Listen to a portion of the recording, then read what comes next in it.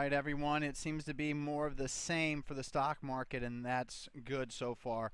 Focus a little bit on the NASDAQ right now. The NASDAQ finished down 0.08%. Good intraday reversal off the lows. Everything looks good. Some things that I guess should be pointed out. MACD looks like it's potentially topped out a few days ago. It is trending a little bit lower. TSV has not only made lower highs, but it's now making lower lows. So we now have a negative divergence from TSV and the NASDAQ. This means that we should pull back. If we don't pull back and we rip higher, that's extremely bullish already to our already strong setup. If we pull back and consolidate sideways, we're going to relieve these overbought conditions, get down to oversold, and then that should usher in a strong rally. But either way, as long as we don't just sell off on huge volume and then follow that through, no matter what, when mitigating these overbought levels, everything should turn out all right. But that's just short-term prognosticating about the future, and we're not really good at that, so take it as is. The Russell 2000 was up 0.08% today, continuing its uptrend. As you can see, MACD is still uptrending, hasn't quite gotten to the overbought conditions in March, so there's more room left. But the TSV, it's hard to see with those volume bars, has made a negative divergence. All we need is a lower low, and we can expect a pullback in that index. The S&P 500, looking at that index, you can see nothing is overbought on either one of them. We got a continuation pocket pivot point signal today, so everything still looks good to go for even more upside on these two indexes. The Dow Jones Industrial Average also, we're neither overbought or oversold, and we're trending higher. So overall, looking at the internals to try to gauge where we're going to go, it looks like that we're fine. The most important thing too to gauge how stocks are doing is just look at the individual action. And on that note today, once again, it was just impressive. We got Celgene breaking out. We got Geva, G-E-V-A, building a right side of a base. We have IPOs like PBPB coming off the lows, RVNC also.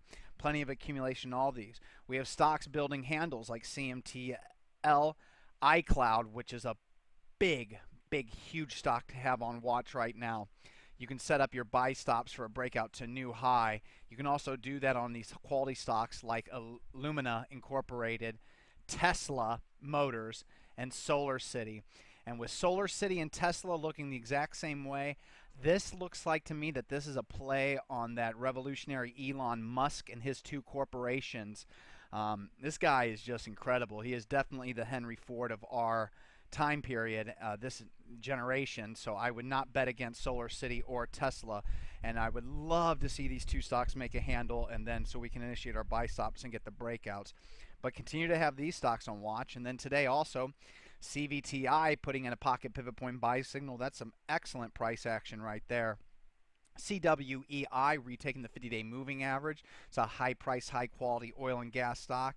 Then you had speculative stocks like ESCA come off the 50-day moving average in strong volume. I know Mark Minervini is a big fan of this stock, so this definitely should be one to watch. ACST coming off the lows in the biotechnology land. So, and then of course we have gold stocks. Look at Newmont Mining breaking out over the 50-day moving average, and GOLD breaking out to a new high, along with gold and silver exploding higher today. And if the market rallies and we have gold and silver rallying, we already have the CPI ticking up. We've already seen the readings.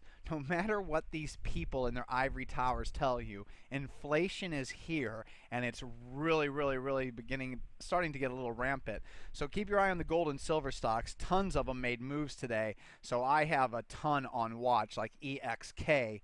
So we'll see how things act. But overall, the market's healthy. So healthy, in fact, today, despite the NASDAQ pullback, we don't have any sell signals. I got plenty of stocks on the cusp.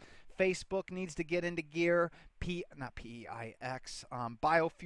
needs to get into gear. MVIS needs to get into gear. ZBB, all my little small speculative stocks need to get into gear. And then, of course, like I said, Facebook. So it's not a whole lot, but there are some that the market doesn't move higher. We'll probably be cutting our losses in a few recent speculative positions. Facebook obviously not being one of those speculative positions. But at the same time, stocks like PRTS are breaking out, and high-quality stocks like GWPH continue to move higher. So overall, the market looks good. I have no sells tonight.